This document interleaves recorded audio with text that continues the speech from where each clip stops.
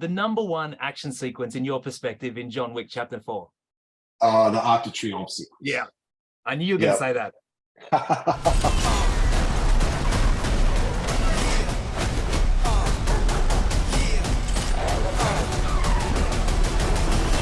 Chad came to Scott Rogers, the second unit director and supervising stunt coordinator, and myself, and he had this idea of just car hits. How many car hits can we do? Kind of like the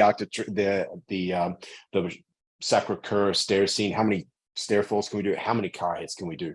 The beauty of that, and that is just cars, and it's a ballet of cars and fights and dog hits and action.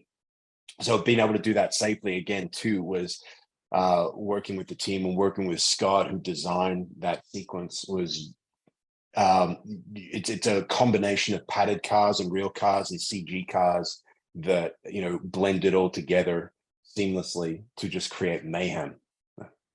Yeah, it's absolutely bonkers. And so were those car hits actually all stunt performers, or was any of it CG effects?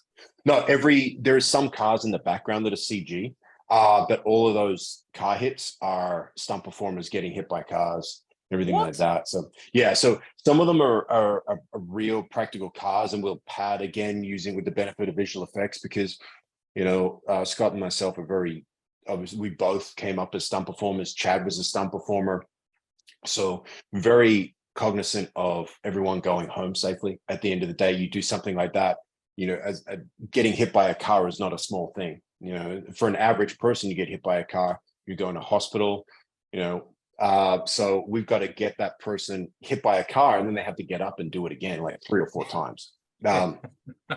So it's a combination of real cars that have some pads, and then designed a whole padded floor, like a gymnastics floor, with cars that were on hydraulics that would come in that were padded up, and people get hit by that. So everything was very controlled. We could control those sequences, and then we rely on the visual effects team to blend that seamlessly and to make the Arc de Triomphe, and to blend it all into one sequence.